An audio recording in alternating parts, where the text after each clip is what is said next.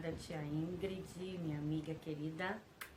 Boa tarde, terceiro ano B, meus amores. Vamos lá, começando mais um dia de aula, mais uma semana. A semana a gente já começou mais um dia de aula. Hoje, quarta-feira, não perca. Quarta-feira, amanhã, quinta-feira, último dia da nossa semana de aula, porque, como a tia falou na segunda, é uma semana curtinha, dia 20 é feriado.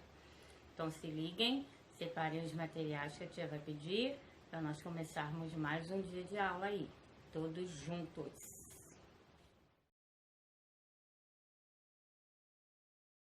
Começar a nossa aula de geografia, tá? Com geografia, na verdade, dando continuidade ao Volta e Revira, tá?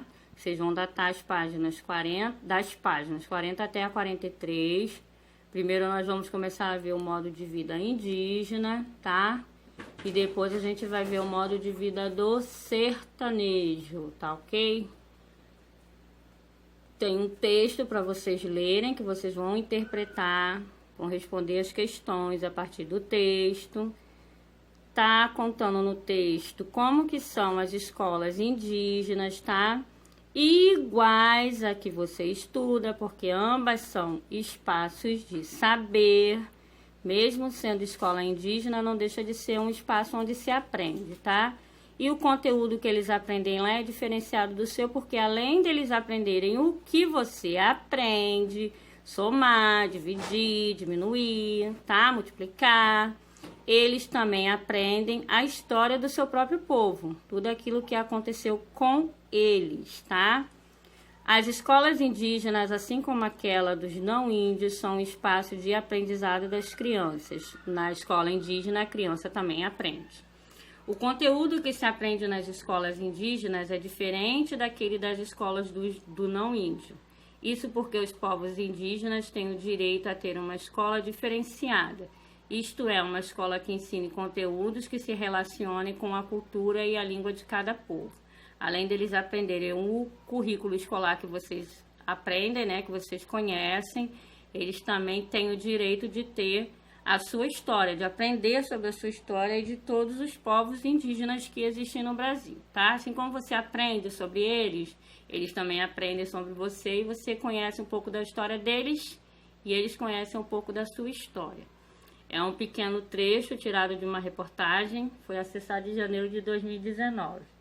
Aí vocês estão observando a criança Calapalo, ela está na escola ó, com o uniforme bonitinho, o caderninho, tá? Aí agora, com base nesse texto, tá, das escolas indígenas, você vai responder as 3 questões. De acordo com o texto, o que há de comum entre as escolas indígenas e as escolas dos não índios? Tá lá no comecinho do texto. O que são iguais, tá? O que elas são? Ambas são um espaço de aprendizado, tá? Letra B. Como a escola indígena se relaciona com o modo de vida indígena, ou seja, o que elas passam para as crianças que estudam lá, de acordo com a sua história, tá? A história do índio, tá? Do indígena, da população indígena. Letra C. Em sua opinião, qual é a importância das escolas indígenas se relacionarem com o modo de vida indígena? Aí você vai escrever aqui, na sua opinião, a importância, tá? Da escola indígena, ou seja, da criança que vive na população indígena e que estuda em uma escola indígena, se relacionar com o modo da vida dele, a vida indígena, tá? Vamos para a próxima página 41, que também vai ter um texto para vocês lerem e interpretarem.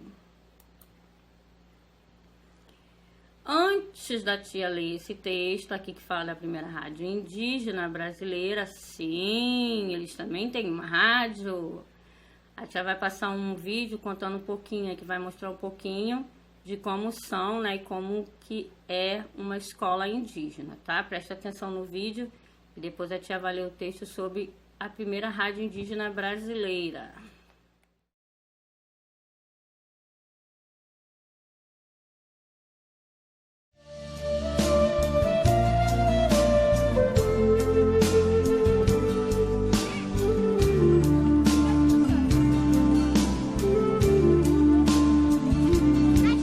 Falar da educação diferenciada do povo canindé é motivo de orgulho, tendo em vista que a escola Canindé ela veio do movimento de luta e resistência, na qual as lideranças, juntamente com a comunidade, buscam passar os costumes e valores dos antepassados e manter essa questão cultural viva dentro da escola. A educação escolar indígena ela veio para aprimorar os conhecimentos dos indígenas, né, e também uma tentativa de buscar uma melhor autonomia entre as populações indígenas, tanto no Brasil como no Nordeste.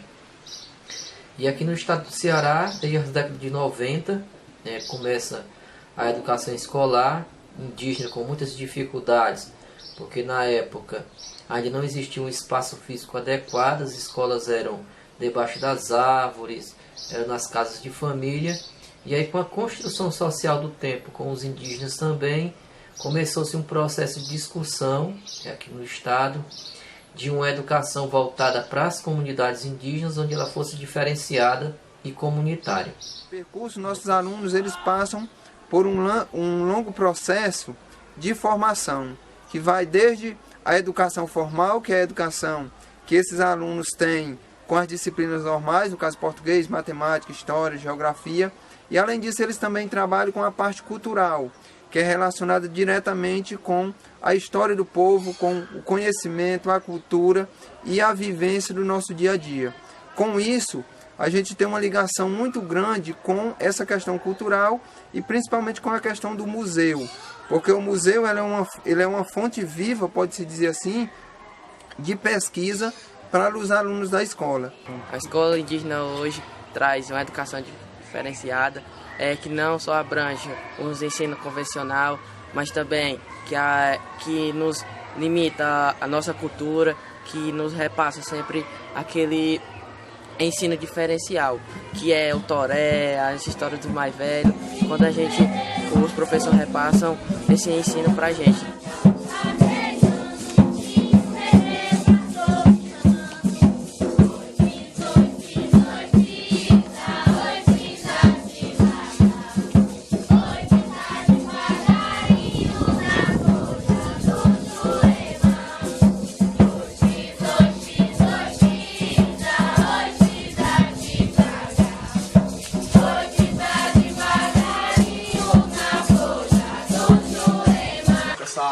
Nós saímos da sala de aula, entre quatro paredes, mas permanecemos ainda na sala de aula, porque aqui é uma sala de aula natural, ou seja, natureza, onde nós vamos estar trabalhando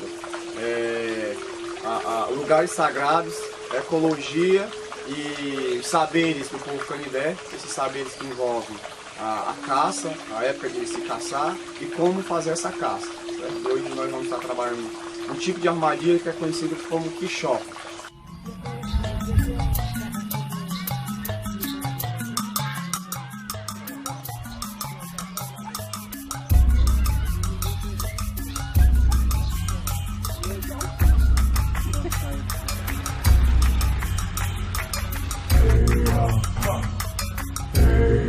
A educação indígena diferenciada, ela é muito importante porque ela consegue suprir uma demanda das populações indígenas no Ceará para que os saberes tradicionais das culturas indígenas possam ser lecionadas em sala de aula. E os índios, de forma organizada e politicamente consciente, não devem jamais permitir que esse direito lhes seja alienado.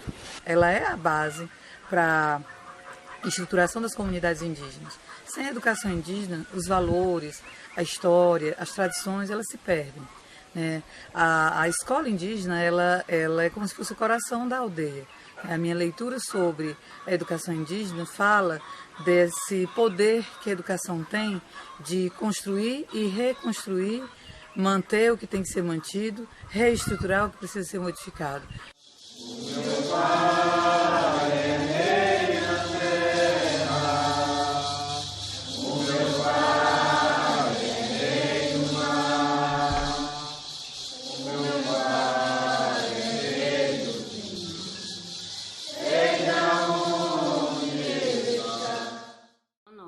Página 41, depois de assistir ao vídeo das escolas indígenas, vamos conhecer a primeira rádio indígena brasileira. A Rádio AIND é a primeira rádio indígena online brasileira. Está sediada no Rio de Janeiro, mas conta com uma programação feita por gente de todo o território nacional. Sua equipe fixa, assim como colaboradores e correspondentes, são indígenas, ou seja, todo mundo que trabalha lá é de alguma comunidade indígena, tá? A palavra Iandê, de acordo com uma das fundadoras, Renata Machado, jornalista da etnia Tupinambá, vem da língua tupi. Dependendo do contexto, ela pode significar tanto você quanto nós e nosso, tá? Esse é o significado de Iandê, você, nós e nosso. A difusão da cultura indígena e o fortalecimento da identidade dos diferentes povos unidos à informação, educação e ao combate de estereótipos são os propósitos do conteúdo produzido e vinculado pela rádio. Tia, o que é estereótipo? Estereótipo é a imagem embaçada e preconceito feita sem conhecimento sobre uma pessoa ou um grupo de pessoas, ou seja, lembra aquela história que a tia falou, que muita gente acha que na Amazônia só tem índio e os índios andam tudo pelados? Na verdade não andam, olha só, ó. O indígena trabalhando aqui como repórter, é a repórter Evelyn Terena Erequê, entrevistando, ó, o índio, tá vendo? A profissão dela é repórter, ela estudou para isso, tá vendo? Os índios já não são mais como eram antigamente. As pessoas ainda têm esse estereótipo de imaginar que os índios são ultrapassados, tanto culturalmente quanto em relação à educação, e não é bem assim, tá? Aí, de novo, é um trecho tirado de um site na internet, foi acessado em janeiro de 2019 também, como das escolas indígenas, o mesmo ano e o mesmo mês. Como uma rádio indígena na web quer combater os estereótipos, ou seja, na internet, tá? Online. De acordo com o texto, qual é o significado da palavra Iandê? Vocês vão procurar lá no texto, nesse texto da rádio, o significado da palavra Iandê. Em sua opinião, qual é a importância de uma rádio indígena como a Iandê? Qual é a importância, tá, de uma rádio indígena? Tanto para ele quanto para nós, né? Que aí a gente também fica conhecendo um pouco da história deles. Aí agora chegou a hora do seu encarte. No encarte 2, encontre e destaque o elemento que representa um meio de comunicação usado para difundir aspectos culturais e notícias de diferentes povos e modos de vida. Procure o local correto para esse elemento e encaixe-o na representação do município. Esse elemento existe no seu município? Aí você vai responder se sim ou se não. A gente vai mostrar a imagem do encarte, tá? Para vocês estarem retirando. Essa é a imagem que você vai retirar do seu encarte, tá? E colar naquele mapa do município que vocês estão fazendo, tá? É uma estação de rádio e TV. Aí você vai responder aquela questãozinha, se na nossa cidade tem uma estação de rádio e TV, tá? Com essa, fechamos aí o modo de vida indígena. Vamos passar para o modo de vida sertanejo. Páginas 42 e 43, agora tá trabalhando a linguagem, o modo de vida sertanejo. Mas antes de eu falar sobre o modo de vida do sertão, desse povo guerreiro que luta com temperaturas altas e pouca chuva, vocês vão assistir a um vídeo falando um pouco sobre o modo de vida deles, tá? Depois a tia vai explicar as atividades para vocês estarem realizando.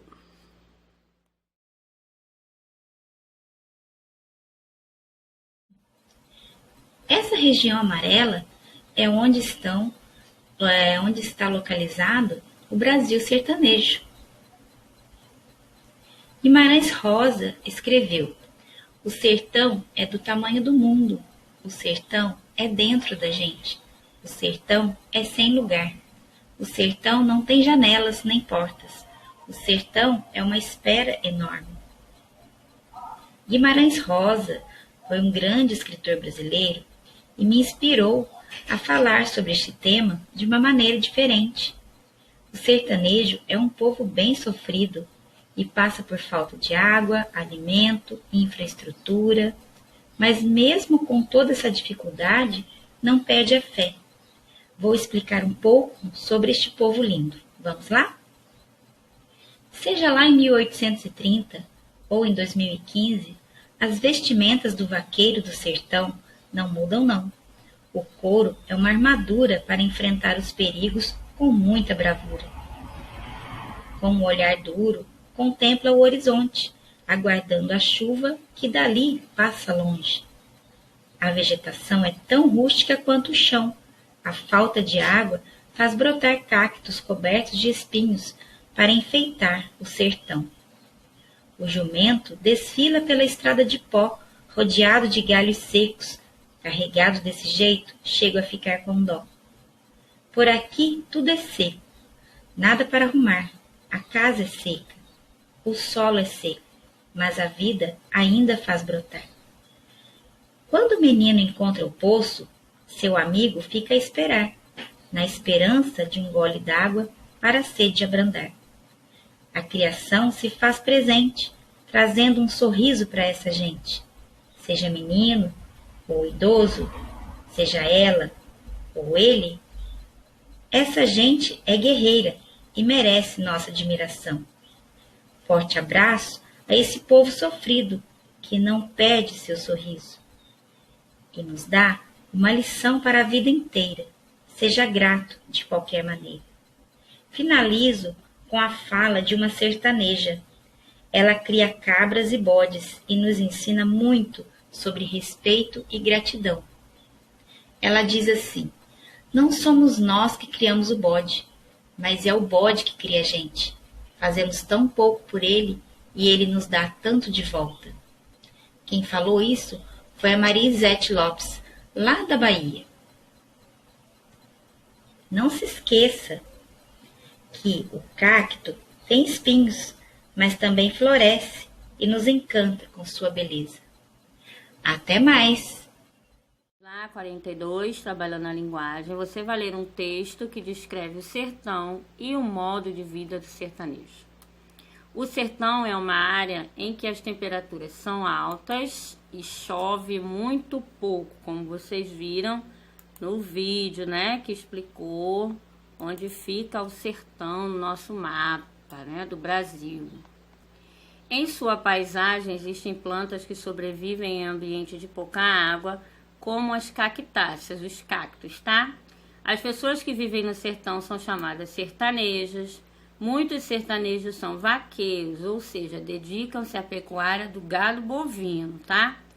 Para se proteger dos espinhos das cactáceas, dos raios do sol e de ataque de animais como cobras, os vaqueiros costumam vestir roupas especiais feitas com couro, ó, igual esse daqui, tá vendo, ó?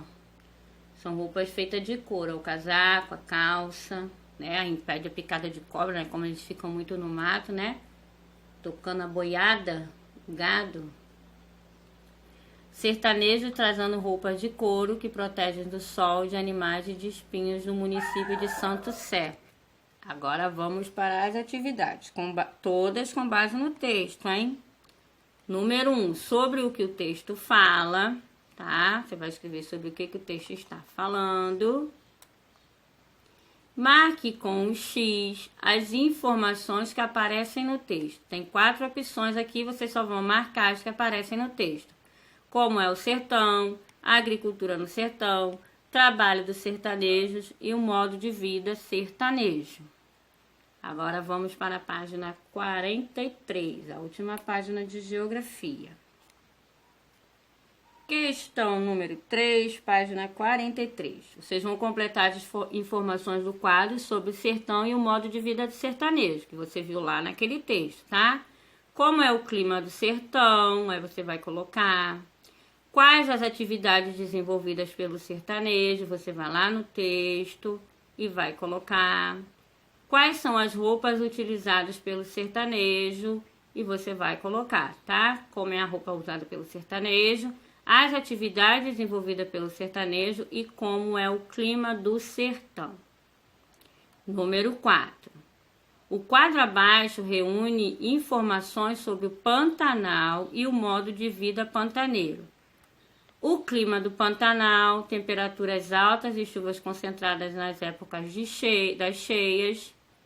A atividade desenvolvida pelo pantaneiro, pecuária de gado bovino. Vestimentas usadas pelo pantaneiro. Botas de couro para se proteger dos galhos e espinhos. Roupas de tecido leve para enfrentar o calor e chapéu para se proteger dos raios do sol, porque o Pantanal fica no centro do Brasil e lá é quente, a temperatura é alta, tá? E muito pouca chuva. Em uma folha à parte, escreva um texto sobre o modo de vida do pantaneiro. Vocês vão escrever um texto sobre o modo de vida de quem vive no Pantanal. Lembrando de dar um título para o seu texto, tá? Você pode usar todas essas informações que estão aqui, ó, nesse quadro e desenvolver um texto, mas não esqueça de colocar o título, tá? Todo texto tem que ter um título. Nenhum texto não tem título. Então, você vai usar todas essas informações que estão aqui sobre o modo de vida do pantaneiro. Vai produzir um texto, mas não esqueça de colocar um título. Vai fazer isso em uma folha à parte e grampear essa folha aqui no seu livro de geografia, tá? Vai fazer o texto, não esquecendo do título, em uma folha à parte, grampear ou prender com um clipe na folha 43 do seu livro de geografia, tá? E com essa imagem bonita aí, ó, do trabalhador lá no Pantanal, no Mato Grosso, em 2017, a tia finalizar a aula de geografia e também o livro de geografia, tá? Essa é a última página do seu livro de geografia. Façam com atenção, leiam os textos, porque as respostas são baseadas no texto. Esse texto aqui que você vai escrever sobre o modo de vida do pantaneiro, você pode utilizar as informações, ó, que estão sendo dadas aqui, tá? E não esquecendo também de colocar um título em uma folha à parte, grampeia ou prende com um clipe de papel, tá? Agora pega o seu livro do Trajeto I, que é o que nós vamos estar trabalhando agora.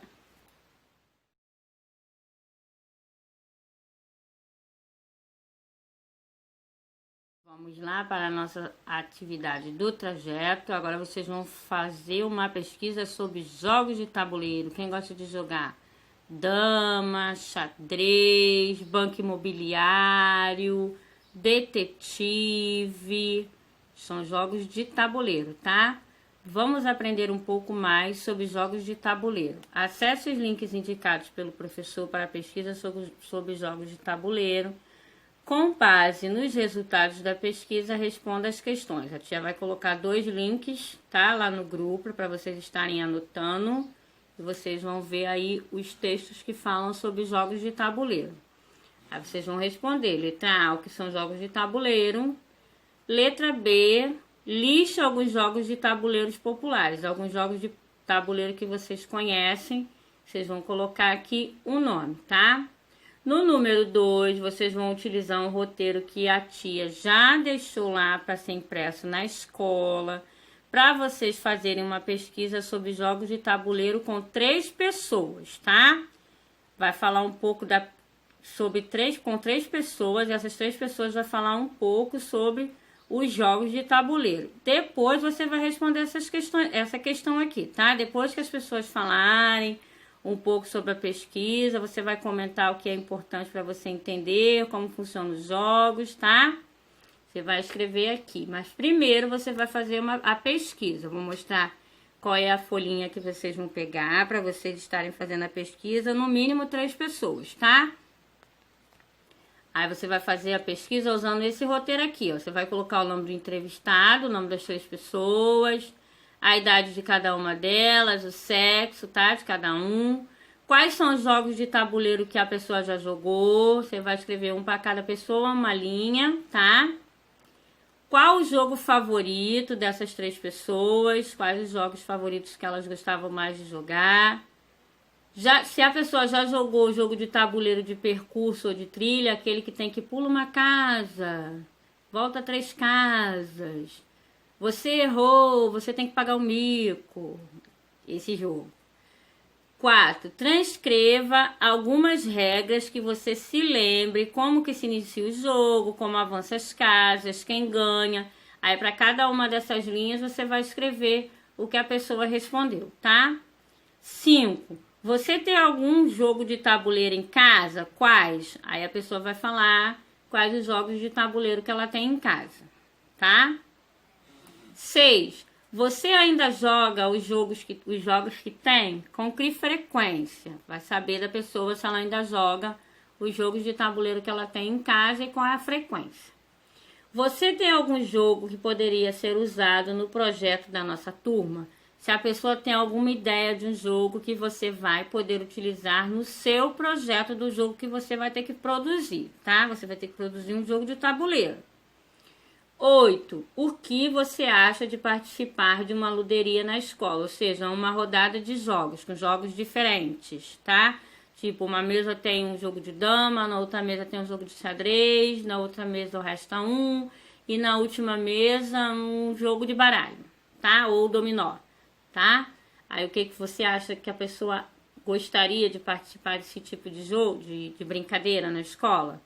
Aí a pessoa vai responder todas essas 8 questões. Com base nessas questões, você vai fazer um resuminho lá no número 2, tá? Antes de nós passarmos para a próxima página, tá? Vamos aí ver um vídeo que fala um pouco sobre o jogo de tabuleiro, tá? Preste atenção no vídeo, para depois a gente continuar a nossa aula.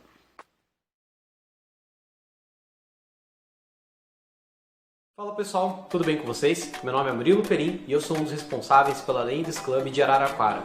Eu havia feito um primeiro vídeo falando sobre os jogos modernos de tabuleiro, explicando mais ou menos o que são esses jogos, qual o conceito, porque muitos de vocês se perguntavam e alguns começaram a questionar, mas onde estavam esses jogos que eu não sabia? Como os jogos modernos chegaram de uma hora para outra e eu não estava sabendo disso.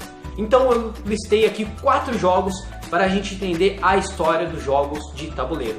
Há mais ou menos aí entre 4.000 a 5.000 anos atrás, existia esse joguinho. Claro que eu estou com uma versão aqui mais atual dos observadores lá de São Carlos, que fazem esses joguinhos clássicos em lona, no materialzinho mais simples. E esse aqui é o jogo real de Ur, que ele foi encontrado na antiga cidade de Ur, lá por volta de 1920 mais ou menos, se não me engano, por um historiador britânico. E como funciona o jogo real de Ur? Obviamente ele jogava em outro material, né? Não tinha lona lá. Não me lembro se os tabuleiros eram em pedra ou em madeira. Esses jogos mais antigos costumavam ser assim. E a gente tem basicamente um joguinho de trilha aqui, onde vamos ter 2 jogadores. Um vai começar por esse lado, vai ter que colocar a sua pecinha por essa casinha, avançar ao longo desse tabuleiro até que ele retire a sua peça. E outro jogador começa por esse outro lado, fazendo um percurso semelhante. Quem tirar as 4 pecinhas primeiro desse tabuleiro, vence. E acontece que cada uma dessas casinhas faz alguma coisa. Na roseta você pode jogar mais uma vez. Aqui é permitido o combate, então uma peça pode retirar a outra do jogo, que precisa iniciar a trilha. E olha só que interessante. Os dados, como a gente conhece já, né, essas 6 faces com 6 numerozinhos, eles são bem comuns, eles são encontrados em diversas culturas também, que muitas vezes nem tiveram a conexão, porque é um objeto que eu acho que rapidamente as culturas assimilaram como objeto de sorte, as faces, a mesma probabilidade de lançamento. Não se engane, as culturas eram muito avançadas, né, antigamente.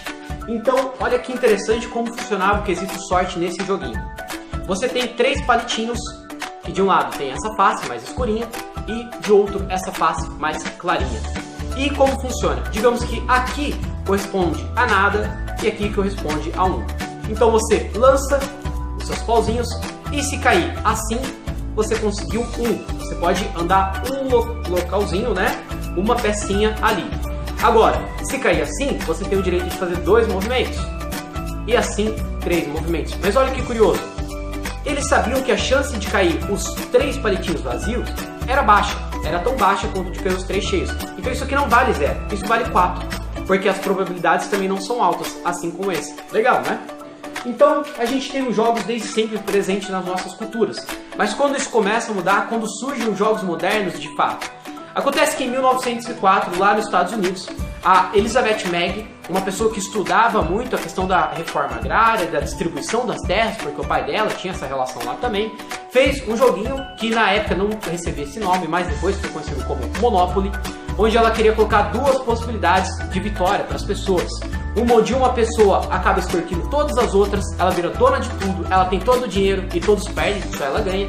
E outra onde todo mundo pode ganhar junto, distribuindo o dinheiro conforme avança no tabuleiro. Olha que curioso. Acontece que um cara, Charles Darrow, ele acabou pegando essa ideia, fez algumas modificações e ele vendeu para a empresa Parks Brothers, falando que era dele o jogo. Ele mudou esse jogo, transformou no Monopoly, e muitos de vocês devem conhecer aqui no Brasil como Banco Imobiliário. É basicamente o mesmo jogo. Eu tenho uma versãozinha aqui da Estrela, né? E olha que curioso, depois que esse jogo foi lançado em vários locais, antigamente a gente tinha alguns problemas em relação aos direitos autorais de jogos de tabuleiro. Não era uma coisa muito específica. Então, algumas empresas se fundiram, outras se separaram, mais de uma empresa estava trabalhando com o mesmo jogo, e isso acabou colocando um cenário onde no Brasil você encontra o Banco Imobiliário pela Estrela e o Monopoly pela Hasbro. Não sei se isso mudou, mas aconteceu uma coisa similar com o War, que o jogo original dele chama Risk, e também era vendido aqui o Risk e o War. Enfim, curiosidade. Então esse jogo começou a explodir nos Estados Unidos, o Monopoly era muito vendido, as pessoas na faculdade adoravam esse jogo e ele começou a ser exportado. Vez ou outra pingava algum outro jogo de tabuleiro no mundo, surgiu War, surgiu alguma outra coisa, mas a grande virada, onde os jogos modernos começam a surgir novamente em cenário mundial com muita força, vem lá em 95 com esse joguinho aqui, que é o Catan, que aí sim já tem essa embalagem mais moderninha que a gente conhece, né? O autor é o Klaus Teuber. Aliás, me desculpem as pronúncias, não sei falar alemão, então vou errar coisa pra caramba aqui, provavelmente. Mas ele já era um jogador, um criador, um game designer, né? Muito famoso lá na Alemanha. Ele já tinha lançado alguns outros jogos, eu acho que ele já tinha ganhado 4 Spell des Jahres. O que é isso? É o maior prêmio de jogos que existe no mundo. Alguns chamam como o Oscar dos jogos de tabuleiro. Sim, existe isso. Esse mercado é gigantesco. Essa cultura é muito grande. E em 95, quando ele lança o Catan, um jogo que ainda tem uma pegada um pouco mais familiar, mas um joguinho onde a gente tem que começar a criar o nosso povo numa ilha, começar a trocar recursos com outros jogadores, começar a expandir a nossa cidade, criar pontes. Ele acabou lançando um jogo que ele era familiar, mas tinha um pouco mais de estratégia, e o quesito da aleatoriedade começava a ser um pouquinho mais baixo. Além disso, uma coisa interessante do Catan é que o tabuleiro vai ser composto por uma série de hexágonos, e esses hexágonos em conjunto vão compor o formato do nosso tabuleiro, que vão ter algumas ilhinhas em volta, né? Vai formar a ilha, vai formar a praiazinha em volta. E em cada uma desses tiles, em cada uma dessas pecinhas, a gente ganha um recurso diferente. Como eu não posso ter todos os recursos, eu preciso negociar. O Catan fez tanto sucesso, que até 2015 ele já tinha vendido mais de 20 milhões de cópias no mundo. Além disso, ele foi distribuído em mais de 30 línguas diferentes. Mas ok, o Catan começou a trazer tudo isso de volta, tinham pessoas que já jogavam, que já conheciam, e esse mercado estava em expansão. Mas o que aconteceu que ali por 2012 houve uma segunda leva, um grande boom, que muitas mais pessoas conheceram, mais lojas abriram no Brasil e em outros locais também. Um joguinho chamado Zombicide. Eu não tenho o Zombicide aqui para mostrar, mas ele é um jogo deste tamanho, uma caixa extremamente pesada, um jogo que muitas vezes é denominado como Ameritrash. O que isso quer dizer? Joguinho com muitas miniaturas, um jogo que tem um contexto ali, um tema muito forte nele, né? A gente se sente dentro do cenário do jogo, onde nós precisamos jogar de maneira cooperativa e combater os zumbis para conseguir sobreviver numa cidade lotada de zumbis. Esse jogo ele flertava muito com cultura pop, ele fez homenagem a vários personagens da cultura pop em geral, e acabou que quando esse jogo foi lançado nos Estados Unidos, porque ele foi criado lá na França, houve uma campanha de Kickstarter, que é um financiamento coletivo. E o que aconteceu? O jogo bateu mais de 700 mil dólares. Era muito mais do que eles estavam pedindo para lançar. O jogo foi um fenômeno, um pouco depois ele já chega aqui. E o que acontece quando eles vão financiar a temporada 2 desse jogo, que seria a continuação? O jogo passa de 3 milhões de dólares. Então basicamente virou um fenômeno mundial. O jogo estava sendo citado e aclamado em tudo quanto é canto, e disso em diante é a história que vocês já estão começando a conhecer. Desde Zombicide, desde esse grande boom, desde esse blockbuster dos tabuleiros, muitas vezes Zombicide é referenciado dessa maneira, toda essa cultura ao redor do globo começou a ampliar. E aqui no Brasil surgiram mais e mais empresas, pessoas atuando, prestando serviço, locadoras, empresas lançando jogos nacionais, empresas trazendo esses grandes sucessos de fora. E, enfim, é isso aí. Nos vemos em um próximo vídeo. Até mais. Vamos para a página 37. Anote as informações coletadas durante a pesquisa na tabela disponibilizada pelo professor. Com a ajuda dele, observe a tabela preenchida e converse com os colegas sobre os dados obtidos. Aquela tabelinha que você pegou 3 pessoas para entrevistar, você vai responder agora as questões referentes àquela tabela. Das pessoas entrevistadas, quais brincam com jogos de tabuleiro? Dos entrevistados, quantos são homens, quantas são mulheres? 3. Com que frequência os entrevistados jogam? 4. Houve jogos citados mais de uma vez? Quais? 5. Os entrevistados têm algum jogo preferido? Qual?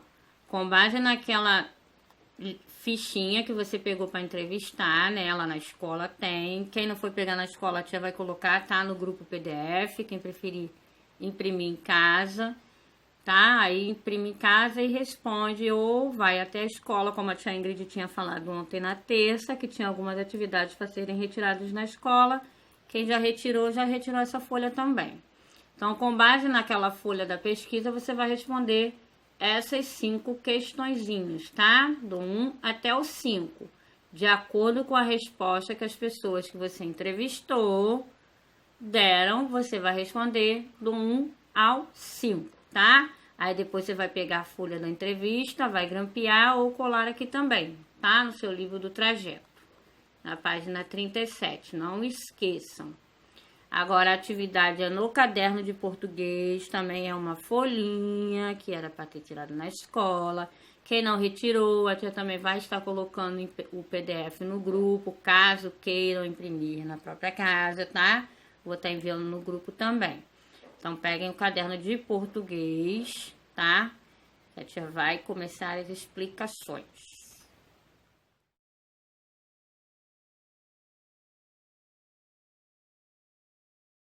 Vamos lá para a atividade de português, é uma atividade de fixação, tá? E é uma folhinha. Quem já foi à escola, retirou, já vai lembrar de novo, a tia vai estar colocando em PDF para quem preferir estar imprimindo em casa, tá? Leia com atenção os exercícios e marque a resposta certa. Aí aqui tem, ó, um textinho pequenininho, tá vendo? Círculo. Venha sorrir comigo, vamos comemorar meu primeiro aninho. Paulo, dia 13/10/2010, horários 17 horas, local minha casa. Este texto aqui é o quê? Bilhete, anúncio ou convite, tá? O assunto principal desse texto: uma festa de casamento, uma festa de aniversário, uma festa de batizado ou uma festa de 15 anos. Qual é o tema da festa? Mickey, circo ou turma da Mônica? 4. A festa vai acontecer. Quando que vai acontecer? O horário que a festa vai acontecer? À noite, durante o dia, ou seja, todo o dia inteiro, ou à tarde. Qual é o horário da festa? O convite é para comemorar o primeiro aninho de Paulo, ou seja, o que é o primeiro aninho? Um ano de crescimento, um ano de alimento, um ano de nascimento ou um ano de escola. Próxima. Escreva uma frase sobre cada figura usando o sinal indicado. Ó, você está observando a figura, um morango, o sinal de interrogação, ou seja, você vai ter que fazer uma pergunta relacionada à imagem, ao morango. Não é uma pergunta com outra coisa que não seja um morango.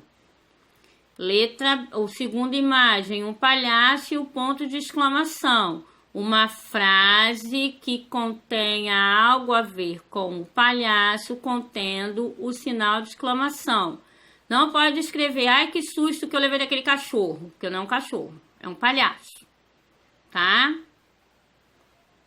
Uma frase contendo reticências com a imagem, de acordo com a imagem, o telefone. Uma frase com ponto final, de acordo com a imagem, um cavalo. Uma frase contendo vírgula, com as imagens que estão representadas aqui, a boneca, a bola e o peão. Você vai fazer uma frase com cada sinal de pontuação que está aqui, mas de acordo com a imagem. Não pode colocar assim, você gosta de maçã? Porque isso aqui não é uma maçã, tá? Na frase tem que ter morango, na frase tem que ter palhaço, na frase tem que ter telefone, na frase tem que ter cavalo e na frase tem que ter os brinquedos que estão aqui, a boneca, a bola e o peão. A tia tá falando isso porque no teste de português, muitos erraram porque escreveram frase que não tinha nada a ver com a imagem da menina pulando corda, tá? Era para fazer uma frase contendo sinal de interrogação, mas a imagem que estava lá era a menina pulando corda. Escreveram um monte de coisa, de perguntas, né? Fizeram a questão com sinal de interrogação corretamente, só que não tinha criança pulando corda. A frase tinha que ser com a criança pulando corda. Ninguém colocou. Alguns não colocaram, tá? Então, a frase tem que ser de acordo com a imagem. É um morango, a frase tem que ter um morango no meio. É um palhaço? Tem que ter um palhaço no meio. É um telefone? Tem que ter o telefone. É um cavalo? Tem que ter o cavalo. São os brinquedos, boneca, bola e peão? Tem que ser boneca, bola e peão na frase. Não pode colocar helicóptero, carrinho e bola de gude, tá? Façam com atenção, porque a da menina pulando corda foi falta de atenção, tá? Façam com atenção. Qualquer dúvida já sabem. Se for terceiro ano A, podem estar chamando a tia Ingrid, tá? Para explicar se você teve dúvida em relação a alguma atividade, tanto de geografia quanto do trajeto, quanto essa de português. Se for do terceiro ano B, pode estar perguntando, que a tia Miriam vai estar respondendo, tá? Façam com atenção e até a próxima aula. Que amanhã a aula é com a minha amiga tia Ingrid. Então, a gente só se vê na segunda-feira, né? A próxima aula. Fiquem com Deus e até a próxima.